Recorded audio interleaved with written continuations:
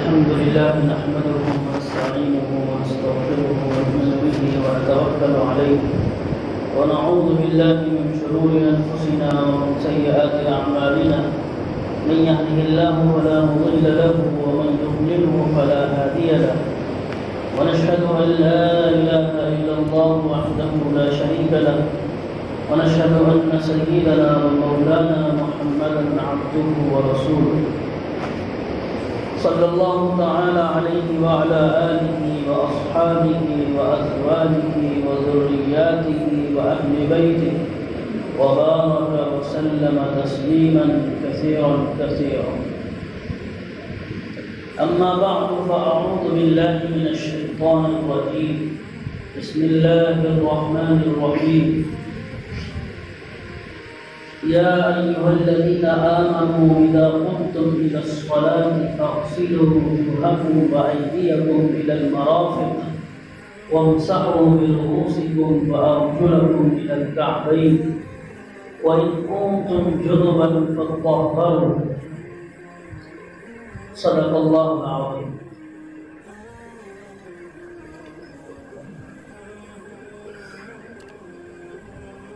محترم بزرگوں، دینی اور ایمانی بھائیوں، اللہ تعالیٰ نے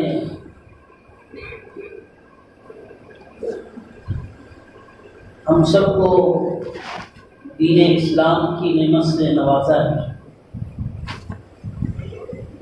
اسلام کی نعمت اور ایمان کی نعمت یہ اللہ کے خزانوں کی سب سے بڑی نعمت ہے، سب سے بڑی دولت ہے، اور جو اللہ نے ہمیں عطا فرمائی۔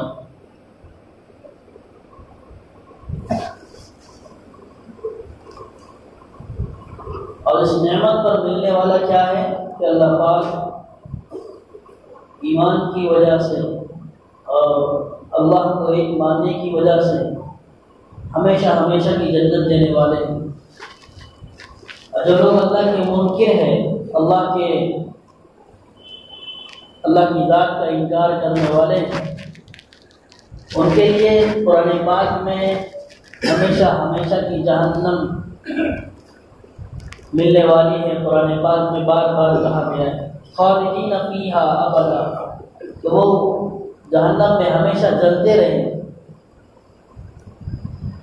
لیکن ایک مسلمان کا جہاں تک تعلق ہے تو مسلمان اس اعتبار سے کہ وہ اسلام والا ہے، ایمان والا ہے، اس کی بہت حیثیت اور بہت مقام اور مرتبہ ہے اللہ کی نزدیک۔ چاہے پھر وہ غریب ہو، قلاش ہو، فقیر ہو، مفلس ہو، بے کس اور بے سروپا ہو، لیکن اس کے پاس ایمان ہے، اس حیثیت سے وہ بہت بڑا مقام اور مرتبہ رکھتا ہے اللہ کے پاس۔ تو اللہ پاک نے اسلام کی دولت دی، اور اسلام کی دولت دینے کے بعد اللہ پاک نے ہمیں اکیلا نہیں چھوڑ دیا، بلکہ جو زندگی انسان گزارتا ہے اور زندگی میں جو جو باتیں، جو جو چیزیں اس کو پیش آنے والی ہیں، اللہ نے اور اللہ کے نبی صلی اللہ علیہ وسلم نے ہر میدان میں، ہر فیلڈ میں اور انسان کے ہر معاملے میں اس کی رہبری فرمائی ہے، رہنمائی فرمائی ہے۔ کوئی یہ نہیں کہہ سکتا کہ ہمارے کو نہیں معلوم کہ کیسے کھانا کھائے، کیسے سوئے، کیسے کاروبار کرے۔ یعنی زندگی کے تمام مسائل میں شریعت نے رہبری فرمائی ہے۔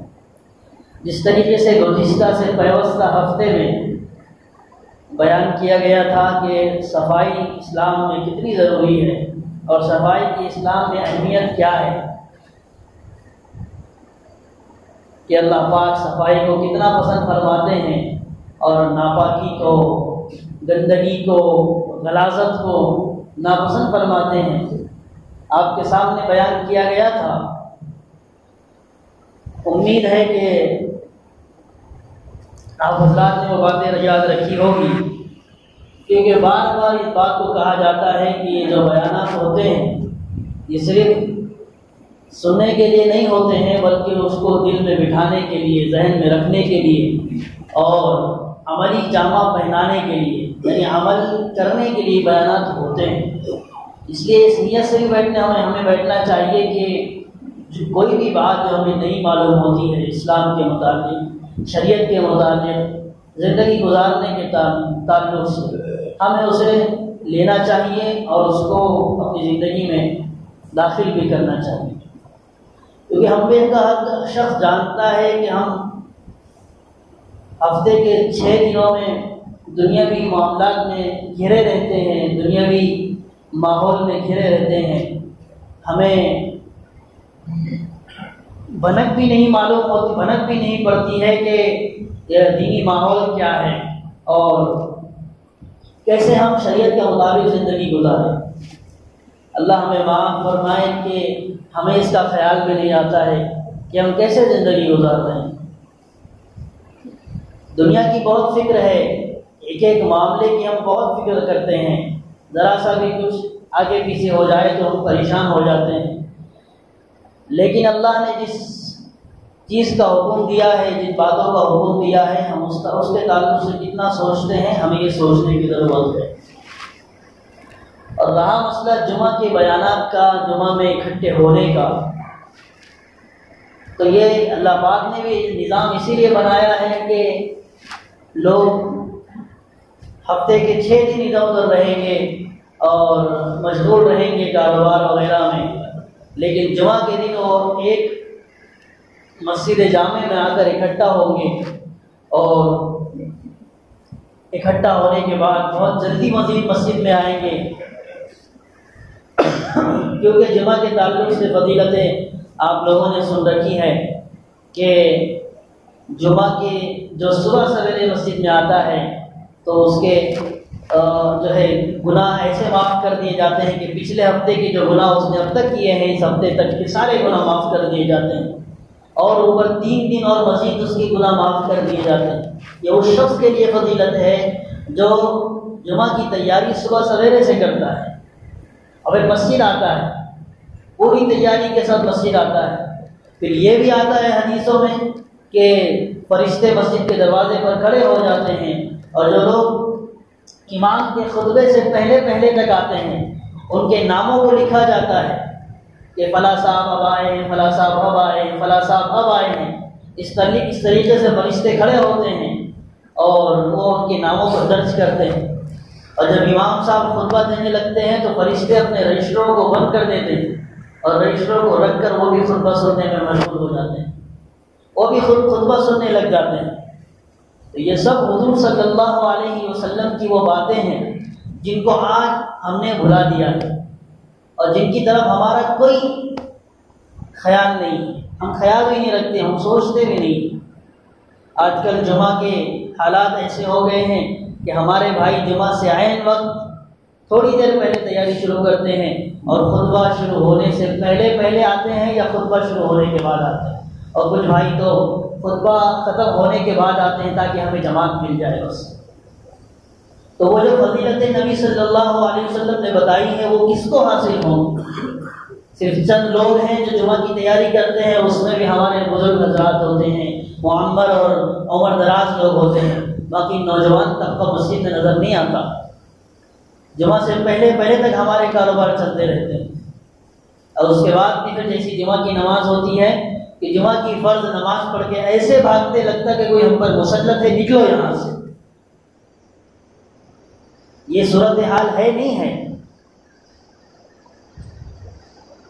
لچھے دار تقریر مقصود نہیں ہے، اور زوردار تقریر مقصود نہیں ہے، اور بیٹھنے والوں کو مزہ آ جائے یہ مقصود نہیں ہے۔ مقصود تو یہ ہے کہ ہماری زندگی اسلام پر آ جائے، کہ جس طریقے سے اللہ چاہتا ہے، نبی صلی اللہ علیہ وسلم نے زندگی گزارنے کے طریقے بتائے، اس طریقے سے ہماری زندگی آ جائے، تبھی ہم کامل مکمل مسلمان کہلائیں گے۔ یہ ہم میں سے ہر ایک کا مسئلہ ہے۔ تو عرض یہ کیا جا رہا تھا کہ اسلام نے، شریعت نے، اللہ نے، نبی صلی اللہ علیہ وسلم نے زندگی کے ہر معاملے میں ہماری رہبری کی ہے، رہنمائی کی ہے، ہمیں گائیڈ کیا ہے، ہمیں ادھورا نہیں چھوڑا۔ ہمیں اکیلا نہیں چھوڑا کہ اب ہمیں ضرورت پڑ جائے کہ ہم یہ کیسے کریں گے، ہم فلاں کام کیسے کریں گے، یہاں تک کہ استنجا کرنے کا طریقہ ہمیں سکھایا ہے کہ کس طریقے سے استنجا کیا جائے۔ سلمان فارسی رضی اللہ تعالیٰ عنہ کو ایک مشرک اور ایک یہودی نے بولا کہ تمہارے نبی تو یہ بھی سکھاتے ہیں کہ استنجا کیسے کیا جائے، تو انہوں نے فرمایا کہ اس میں شرم کی کیا بات ہے، یہ تو ضرورت کی چیز ہے۔ اگر نبی ہمیں نہیں سکھاتے تو ہم تو بے ڈنگوں کی طرح اور غیر تہذیب یافتہ لوگوں کی طرح کھڑے رہ کے پیشاب کرتے، کھڑے رہ کے پیشاب کرنے والے سے پوچھو کتنا وہ نجاست سے بچتا ہے، کتنی گندگی اس سے محفوظ رہتی ہے۔ لاکھ کوئی دعویٰ کرے کہ ہم جو ہے ترقی یافتہ دور میں کھڑے رہ کے پیشاب کریں گے ہمارے گندگی نہیں لگے گی، یہ اس کا دعویٰ جھوٹا ہو سکتا ہے۔ جو نبی نے ہمیں طریقے بتائے، جو اسلام نے جو طریقے بتائے، وہ صاف ستھرائی کے بہت قریب ہے، غلاظت سے بہت دور ہے۔ تو اسلام میں صفائی اور پاکیزگی، اس کو اللہ نے قرآن پاک میں بیان کیا ہے، ان اللہ یحب التوابین ویحب المتطہرین، کہ اللہ جو ہے پاک صاف رہنے والوں کو پسند فرماتا ہے۔ جب اللہ پسند فرما لے تو بات ہی ختم ہو گئی، آخری حد ہے۔ کسی ولی کے بارے میں نہیں کہا گیا، کسی صحابی کے بارے میں نہیں کیا کہ فلاں صحابی کو پسند تھی، فلاں صحابی پسند کرتے تھے صاف ستھرا ہونا، بلکہ اللہ فرماتا ہے۔ جب اللہ فرماتا ہے، جب اللہ پسند کرتا ہے پاکی کو، تو ہمیں بھی جو ہے حکم دیا گیا ہے کہ تم بھی پاک رہو۔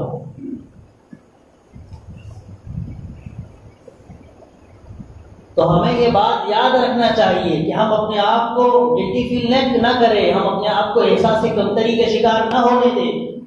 آج ہمارے اندر، ہم مسلمان ہیں، اسلام والے ہیں، ایمان والے ہیں، کہ جو اسلام قیامت تک باقی رہنے والا مذہب ہے، قیامت تک جو ہے اس کو کوئی ہاتھ نہیں لگا سکتا۔ قرآن جو اللہ نے ہمیں عطا فرمایا ہے، قرآن بھی قیامت تک باقی رہنے والا ہے۔ انا نحن نزلنا الذکر وانا له لحافظون، اللہ نے قرآن پاک میں فرمایا کہ جتنی آسمانی کتابیں اتری ہیں، توریت ہے، زبور ہے، انجیل ہے، یہ ساری کی ساری آسمانی کتابیں ہیں جو عیسیٰ علیہ السلام پر، موسیٰ علیہ السلام پر اور حضرت داؤد علیہ السلام پر اتری ہے، یہ ساری کی ساری کتابیں منسوخ کر دی گئی، ان کو ختم کر دیا گیا، اب ان کی کوئی حیثیت نہیں رہ گئی ہے۔ ہاں، اس آسمانی کتابیں اس لیے ہم اس کا مقام اور اس کا جو ہے عزت کرتے ہیں، لیکن اب اس میں جو احکام بیان کیے گئے، جو انسٹرکشن دیے گئے ہیں، اس کے ہم نہیں فالو کریں گے، بلکہ اللہ پاک نے آخری نبی حضرت محمد صلی اللہ علیہ وسلم کو مبعوث فرمایا، آپ کو دنیا میں بھیجا آخری نبی بنا کر،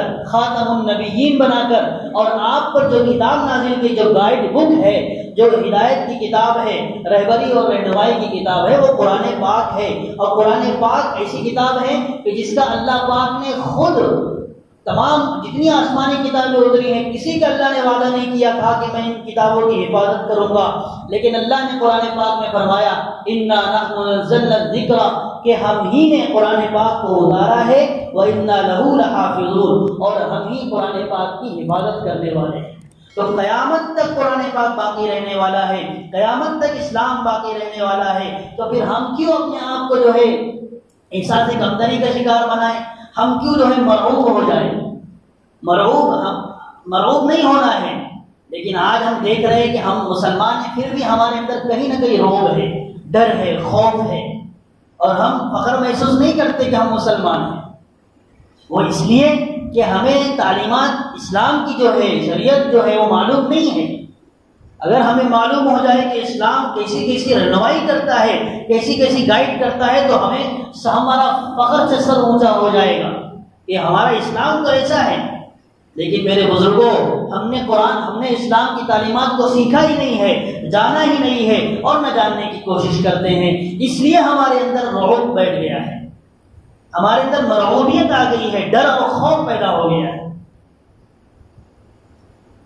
تو اللہ نے قرآن پاک میں جو آیت پڑھی گئی ہے، ایھا الذین آمنوا اذا قمتم الی الصلاۃ، کہ اے ایمان والو جب تم نماز کے لیے کھڑے ہو، تو اللہ پاک فرما رہے ہیں کہ کیا کرنا ہے، فاغسلوا وجوہکم وایدیکم الی المرافق وامسحوا برؤوسکم وارجلکم الی الکعبین۔ اس آیت میں حکم دیا جا رہا ہے کہ فاغسلوا وجوہکم، پہلے اپنے چہروں کو دھو،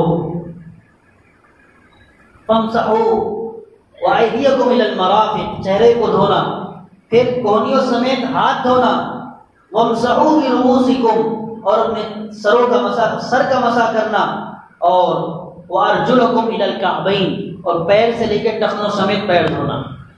یہ ہے وضو کے فرائض. یعنی نماز کے لیے وضو کا ہونا بہت ضروری ہے، بغیر وضو کی نماز نہیں ہوتی. اب جب تم نماز کے لیے کھڑے ہو تو اللہ فرما رہے ہیں کہ پہلے تمہیں یہ کرنا ہے، چہرہ دھونا ہے اور ہاتھ دھونے ہیں اور مسح کرنا ہے اور پیر دھونا ہے.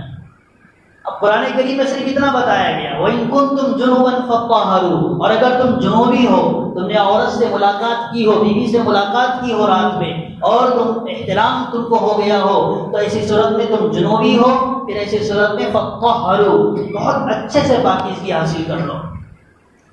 تو یہ آیت ہے مختصر سی. اب اس میں وضو کے فرائض کہ وضو کن کن چیزوں سے جو ہے صحیح ہوتا ہے، کن چیزوں کو تم کرو گے تو وضو فرض ہو، وضو صحیح ہوگا، اور جب وضو صحیح ہوگا تو تمہاری نماز صحیح ہوگی. تو وضو کے بنیادی طور پر 4 فرائض ہیں. 4 فرائض. پہلا ہے چہرے کا دھونا. اب چہرے کو جو بیان کیا جاتا ہے سمجھنے کے لیے تو اس کو اس طریقے سے سمجھا جاتا ہے کہ پیشانی کے بالوں سے ٹھوڑی کے نیچے تک، یہ پیشانی ہے، یہ ٹھوڑی ہے، اور ایک کان کی لو سے دوسرے کان کی لو تک، یہ ہمارا پورا چہرہ ہو گیا. اب ہمیں جو ہے اس طریقے سے چہرہ دھونا ہے کہ ہمارا یہ حصہ بالکل سوکھا نہ رہے، یہ فرض ہے. دوسرا کہا کہ وَأَرْجُلَكُمْ وَأَيْدِيَكُمْ إِلَى الْمَرَافِقِ، کہ اپنے ہاتھوں کو کوہنیوں سمیت دھونا ہے. پہلے ہاتھ کا تذکرہ ہے، پھر کوہنی کا تذکرہ ہے. ٹھیک ہے، یہ یاد رکھیے آپ کہ ہاتھوں کو کوہنیوں سمیت دھونا ہے. سمیت، کوہنی تک نہیں، کوہنی سمیت. یہ کوہنی ہماری جو ہے یہ بھی ہماری بھیگنا چاہیے، تر ہونا چاہیے. وَامْسَحُوا بِرُؤُوسِكُمْ اور سر کا مسح کرنا ہے، چوتھائی سر کا مسح کرنا. چوتھائی مطلب ایک سر کے 4 حصے کر دیے جائیں تو اس میں جو چوتھا حصہ بچتا ہے اس کو علماء نے اس طریقے سے بیان کیا ہے کہ یہ جو ہمارا یہ جو حصہ ہے اور جو پیشانی کے برابر بنتا ہے تو یہ سر کا چوتھائی حصہ ہو جاتا ہے. تو اتنا حصہ جو ہے تو کم سے کم اس کو مسح کرنا ہے. اور چوتھا فرض جو ہے وہ ہے وَأَرْجُلَكُمْ إِلَى الْكَعْبَيْنِ، پیروں کو ٹخنوں سمیت دھونا ہے. یہ پیر ہے اور یہ ٹخنے ہیں ہمارے، تو پیر سے ٹخنوں سمیت دھونا ہے. یہ 4 فرائض ہیں. ان 4 فرائض کو اگر ان میں سے ایک بھی فرض چھوٹ جاتا ہے تو ہمارا وضو نہیں ہوگا. یہ تو فرض تھے. اب ہم میں کہ ہر شخص غور سے سنے اس بات کو اور اپنے وضو پر غور کرے کہ میں وضو کیسے کرتا ہوں. یہ وضو کے فرائض ہیں. اب وضو کو ایک دم مکمل کرنے کے لیے تاکہ ہمارے دل میں بھی کوئی شک شبہ باقی نہ رہے تو اس کے لیے سنتیں بیان کی جاتی ہیں کہ وضو کی سنتوں کے ساتھ ہم وضو کریں. تو وضو کی سنت چھوٹ جانے پر وضو تو ہو جائے گا لیکن مکمل ثواب نہیں ملے گا، ثواب ادھورا رہ جائے گا. ہاں، فرض کرنے پر وضو ہو جائے گا لیکن سنتوں کے ساتھ کرو گے تو اور زیادہ ثواب اللہ عطا فرمائے. اب وضو کی سنتیں کیا ہیں؟ تو یہ وضو کی سنتوں کو بھی ہم نے خیال رکھ کے جو ہے وضو کرنا ہے. سب سے پہلے ہمیں نیت کرنا ہے. نیت اس بات کی کرنا ہے کہ میں جو نماز پڑھ رہا ہوں اس کے لیے میں وضو کر رہا ہوں. تو اس سے تمہاری وہ جو نماز ہے وہ نماز کیا ہو جائے گی؟ جائز ہو جائے گی، مباح ہو جائے گی. تو میں جس نماز کے لیے وضو کر رہا ہوں بس دل میں نیت کرے، زبان سے بولنا ضروری نہیں ہے، کیونکہ کوئی بھی عبادت ہے وہ بغیر نیت کی درست نہیں ہوتی ہے. اس لیے عبادت کے لیے نیت کا ہونا ضروری ہے. جیسے آپ نماز میں نیت کرتے ہیں تو پہلی نیت کریں، اس کے بعد تسمیہ پڑھنا ہے، بسم اللہ پڑھیں. بسم اللہ الرحمن الرحیم بھی پڑھ سکتے ہیں یا بسم اللہ بھی پڑھ سکتے ہیں. بسم اللہ کہہ کر شروع کرنا ہے. اب اس کے بعد باری آتی ہے 3 مرتبہ ہمیں جو ہے کلی کرنا ہے. 3 مرتبہ کلی کرنا ہے. اور کلی کیسے کریں گے کہ نبی صلی اللہ علیہ وسلم نے فرمایا کہ جو بھی نیک کام اور اچھا کام ہو وہ سیدھے ہاتھ سے شروع کیا جائے گا، رائٹ ہینڈ سے شروع کیا جائے گا. اور جو بھی خراب کام ہے، مثلا جو ہے پاکی سے ہٹ کر ہے، مثلا ہم واش روم میں جاتے ہیں تو اپنی صفائی کرتے ہیں تو الٹے ہاتھ سے کیا جائے گا. تو داہنے ہاتھ سے شروع کرنا ہے. کلی کریں گے تو پہلے جو ہے نل، آج کے زمانے میں تو نل ہے، ٹوٹیاں ہیں. اللہ پاک نے کتنا ہم پر احسان فرمایا ہے کہ اتنے ترقی یافتہ دور میں ہم لوگ ہیں، ورنہ پہلے زمانے میں تو نلوں کا تصور بھی نہیں تھا، بلکہ پہلے زمانے میں ڈول سے کنویں سے پانی لانا پڑتا تھا، اور پانی کبھی کبھی ملتا بھی نہیں تھا، اور اس کے بعد کنویں سے پانی نکال کر ڈول کے ذریعے کھینچ کر پھر جو ہے لوٹے میں رکھ کر پھر جو ہے وضو کیا جاتا تھا۔ تو آج اللہ نے کتنی سہولتیں عطا فرمائی، بس اس طریقے سے گھمایا پانی نکلنا شروع ہو گیا۔ تو اس طریقے سے پہلے ہمیں کیا کرنا ہے؟ کلی کرنا ہے، 3 بار کلی کریں گے۔ اور کلی کس طریقے سے کریں گے، پانی کیسے لیں گے؟ تو یہ جو ہاتھ ہے ہمارا، اس ہاتھ سے ہم ٹوٹی کھولیں گے اور اس ہاتھ میں پانی لیں گے، پھر ٹوٹی بند کریں گے اور کلی کریں گے، منہ بھر کر کلی کریں گے اگر روزہ نہیں ہے تو، اور روزہ ہے تو غرارہ کریں گے، اور روزہ جو ہے نہیں ہے تو پھر روزہ ہے تو غرارہ نہیں کریں گے اور کلی کریں گے۔ تو اس ہاتھ سے پانی لیں گے اور 3 مرتبہ کلی کریں گے، 3 مرتبہ کلی کریں گے اس ہاتھ سے۔ اور اس طریقے سے کرنا ہے کہ پانی کا زیادہ بہانا یہ مکروہات وضو میں سے ہے، پھر وضو تمہارا ناقص ہو جائے گا۔ آج ٹوٹیاں ہیں تو ہم کیا کرتے ہیں، جو 1 مرتبہ وہ نل کھلتا ہے، ٹوٹی کھلتی ہے تو وضو ختم ہونے تک پانی چالو رہتا ہے، تو آپ کو وضو کا ثواب ملے گا لیکن اس سے زیادہ گناہ ملے گا پانی بہانے کا، کیونکہ پانی بھی اللہ کی نعمت ہے، اور جس نعمت کی ناقدری ہوتی ہے اللہ اس پر فخر فرماتے ہیں کہ پانی کی قدر تو ان سے پوچھو کہ جہاں پانی نہیں ہے۔ افریقہ کے ممالک میں جاؤ، پوچھو کہ کیسے پانی، ان کو پینے کے لیے پانی نہیں ملتا ہے، گدلے پانی میں، گندے پانی میں وہ لوگ دوائیاں ڈال کے پانی کو صاف کرتے ہیں، پھر پانی پیتے ہیں۔ یہ افریقہ کے آج کی دنیا کی بات بتا رہا ہوں میں، ایسے حالات ہیں وہاں تو پانی موجود ہے، کچھ ممالک تو ایسے وہاں پانی بھی موجود نہیں ہے۔ ممالک کی طرف کیا جاؤ گے، ہمارے گاؤں کھیڑوں میں چلے جاؤ، پانی کہیں نہیں ملتا ہے، اور کہیں ملتا ہے تو کھارا ملتا ہے۔ اللہ نے ہمیں شہروں میں جو ہے بہت اچھی سہولت دے دی ہے، لیکن ہم اس کی ناقدری کرتے ہیں۔ تو جو ٹوٹی کھلتی ہے وہ وضو ختم ہونے تک جو ہے ٹوٹی کھلی رہتی ہے، اور اللہ جو ہے ہماری حفاظت فرمائے کہ ہم جو وضو کر رہے ہوتے وہ بھی سنت کے خلاف ہوتا ہے۔ ادھر ٹوٹی کھولنے کا عذاب وبال، اور دوسرا دیگر سنت کے خلاف وضو کرنے کا وبال الگ سے۔ تو اس طریقے سے پانی لیں گے دانے ہاتھ سے اور کلی کریں گے، اس کے بعد 3 مرتبہ دانے ہاتھ سے لیں گے، پھر جو ہے مسواک کریں گے، اگر مسواک ہے تو، مسواک نہیں ہے تو انگلی سے جو ہے داہنے جانب پھر بائیں جانب اس طریقے سے دانت صاف کریں گے۔ دیکھو کیسی پاکیزگی کا حکم دیا جا رہا ہے، کسی مذہب میں تم کو ایسی پاکیزگی کے انسٹرکشن نہیں ملیں گے، ایسی ہدایت نہیں ملیں گی۔ تم نماز کے لیے کھڑے ہو رہے ہو، ایک بادشاہ کے سامنے آ رہے ہو، اس لیے تمہارے لیے ضروری ہے کہ تم پاک صاف ہو کر آؤ۔ اللہ کے نبی اور قرآن کریم میں فرمایا، یا بنی آدم خذوا زینتکم عند کل مسجد، کہ جب تم اللہ کے سامنے آؤ، نماز کے لیے آؤ، تو تم جو ہے صاف ستھرے ہو کر اپنے آپ کو زینت بخش کر جو ہے مسجد میں آؤ، کپڑے صاف ستھرے ہو، اس طریقے سے۔ تو ہمیں پہلے مسواک کریں گے، مسواک کے بعد پھر ناک میں پانی ڈالیں گے، اس ہاتھ سے بند کر کے ناک میں پانی ڈالیں گے، اور اس بائیں ہاتھ سے ہم ناک صاف کریں گے، اچھے سے ناک صاف کریں گے، اور اس کے بعد پھر جو ہے ہم گھٹوں تک ہاتھ دھوئیں گے، پہلے یہ والا ہاتھ دھوئیں گے پھر یہ والا ہاتھ دھوئیں گے، اس طریقے سے پانی جو ہے بالکل معمولی انداز میں چل رہا ہو۔ اور اس کے بعد پھر ہم چہرہ دھوئیں گے، چہرہ دھوئیں گے تو چہرے میں بھی ہمیں 3 مرتبہ جو ہے چہرے کو وہی پیشانی کے بالوں سے تھوڑی کے نیچے تک، یہ جو سب بتایا گیا اس طریقے سے دھونا ہے۔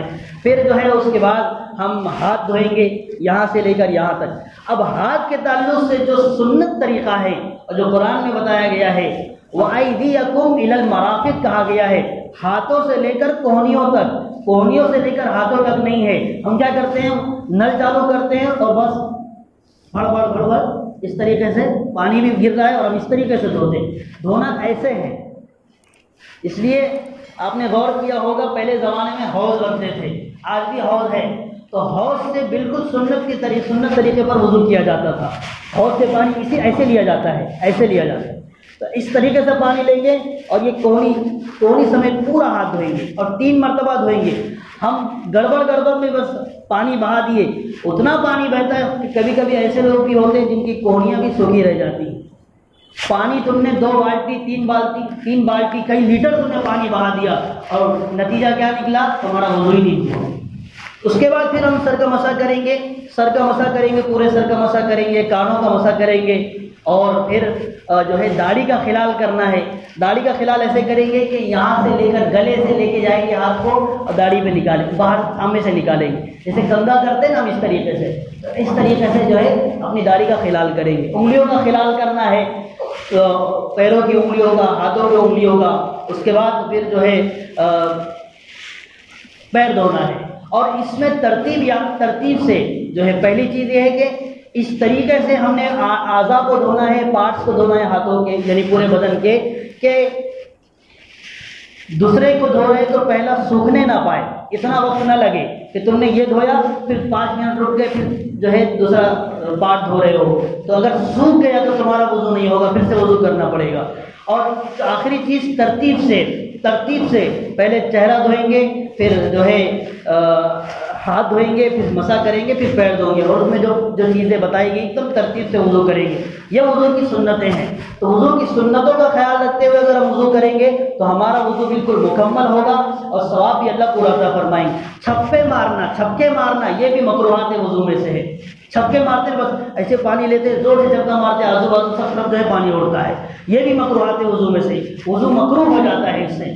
اور کسی سے مدد لینا وضو کرتے ہو, یہ بھی مکروہات وضو میں سے. اور اسی طریقے سے پانی بس بہت زیادہ بہانا, یہ بھی مکروہات وضو میں سے. ہمارے یہاں مدینہ مسجد میں تو ماشاءاللہ ویسے نل نہیں ہے, پہلے انتظامیہ نے پہلے سے خیال رکھا ہے کہ پانی زیادہ نہ بہے, لیکن عام طور پہ مسجدوں میں ویسے نل لگے ہوتے ہیں کہ بس کھول دیا پانی چلتا رہتا ہے. اللہ پاک کل قیامت میں پوچھے گا کہ تم نے اتنا جو ہے پانی کیوں بہایا تھا. اور آخری چیز کہ واجبات وضو, نواقض وضو کی کن چیزوں سے ٹوٹتا ہے. تو وضو جو ہے پاخانہ پیشاب کرنے سے وضو ٹوٹ جاتا ہے, اور اسی طریقے سے بدن کے کسی حصے سے خون یا پیپ کا نکل جانا یہ بھی وضو کو توڑ دیتا ہے. ہوا کا خارج ہو جانا یا گیس ہو جانا, گیس اگر نکل گئی اس سے بھی وضو ٹوٹ جاتا ہے. نشے میں اگر آدمی مست ہے یا بے ہوش ہو گیا اس سے وضو ٹوٹ جاتا ہے. ٹیک لگا کر سو گیا یا جو ہے لیٹ کر سو گیا اس سے بھی وضو ٹوٹ جاتا ہے. اور رکوع سجدے والی نماز میں قہقہا مار کر کھلکھلا کر ہنسنے سے بھی وضو ٹوٹ جاتا ہے. یہ وہ ساری چیزیں جن سے وضو ٹوٹ جاتا ہے. اگر آپ میں ان میں سے کوئی بھی اگر چیز پائی جائے گی تو آپ کو ڈبل سے وضو کرنا پڑے گا اور آپ کو پھر نماز دہرانی پڑے گی. اور غسل کا طریقہ آخری یہ ہے کہ غسل میں جو ہے پہلے تو کلی کرنا ہے, جو غسل کے جو فرائض ہے کلی کریں گے. اس کے بعد جو ہے ناک کی نرم ہڈی تک پانی پہنچائیں گے. یہ اس لیے ہے تاکہ یہ آخری ہے کہ ناک کی نرم ہڈی تک پانی پہنچانا بہت دشوار ہے, لیکن ہم پانی پہنچا دیں کہ ہمیں جو ہے خیال ہو جائے کہ پانی پہنچ گیا. اور تیسری چیز پورے بدن پر پانی بہائیں گے, ایسے پانی بہائیں گے کہ بدن کا بال برابر حصہ سوکھا نہ ہو. اور وضو کی سنتوں میں یہ ہوتا ہے کہ کلی کریں گے, وضو کریں گے پھر, اور اس سے پہلے جو ہے اگر نجاست لگی ہوئی ہے, بیوی سے ملاقات کی ہے, احتلام ہوا ہے, نائٹ فال ہوا ہے, تو پہلے نجاست کی اس گندگی کو دھو لیں گے 2-3 مرتبہ, اور اس کے بعد وضو کریں گے. وضو کرنے کے بعد جو ہے یہ کانوں کے جو سوراخ ہے ان سوراخ میں پانی پہنچانا ضروری ہے. اگر سوراخ میں پانی نہیں پہنچے گا تو ہمارا غسل نہیں ہوگا. تو یہ غسل کے طریقے ہیں. اب غسل میں بھی ہماری کیا ہوتی ہے, ہم گئے جو ہے ہم نے وہ چالو کر دیا, نل چلا دیا یا بکیٹ لے لی, یا پھر جو ہے شاور چالو کر کے فوراً جو ہے بڑھ پانی لے لیا. تو خالی بالٹی پانی بہا دینے سے یا شاور کے نیچے سے 2 گھنٹے بیٹھ جانے سے غسل نہیں ہوگا جب تک کہ غسل کے فرائض ادا نہیں کیے جائیں گے. تو یہ مختصر وضو کے فرائض, غسل کے فرائض, یہ وہ چیزیں ہیں کہ جن سے ہماری نمازوں کا تعلق ہے. اگر ہمارا غسل نہیں ہوا تو ہمارا وضو نہیں ہوگا, اگر وضو نہیں ہوگا تو نماز نہیں ہوگی, اور نماز نہیں ہوگی تو پھر ہماری زندگی میں سکون کہاں سے آئے گا. اس لیے میرے بھائیوں ہمیں ضرورت ہے کہ ایسے جو ہے یہ چیزوں کو چھوٹی چھوٹی چیزیں ہیں لیکن یاد رکھنے کی ہے, اور ان سے ہمارے بڑے بڑے مسائل جڑے ہوئے ہیں. اس لیے اللہ تعالیٰ سے دعا ہے کہ اللہ پاک ہم سب کو ان باتوں کا خیال رکھنے کی توفیق عطا فرمائے, اور پھر اس کو سمجھ کر. اور آخری بات یاد رکھیں کہ یہ جو فرائض ہیں یہ جمعہ میں آپ کو ایسے ہی بتا دیے گئے ہیں, کسی کو سمجھ میں آیا ہوگا کسی کو نہیں آیا ہوگا. اس لیے پھر سے اگر نہ سمجھ میں آیا, کوئی کنفیوژن ہو, تو پھر آپ اپنے محلے کے امام صاحب یا عالم صاحب سے ملاقات کر کے ان سے دوبارہ پوچھیں, اور پوچھنے کے بعد اگر پھر بھی نہیں سمجھ میں آتا تو اپنی ڈائری میں نوٹ کر لیں, اور اس کو دیکھ کر ہم جو ہے اپنی زندگی میں اس کو اتارنے والا بنیں. اللہ تعالیٰ سے دعا ہے کہ اللہ میں توفیقات سے نوازے. وآخر دعوانا الحمدللہ رب العالمین.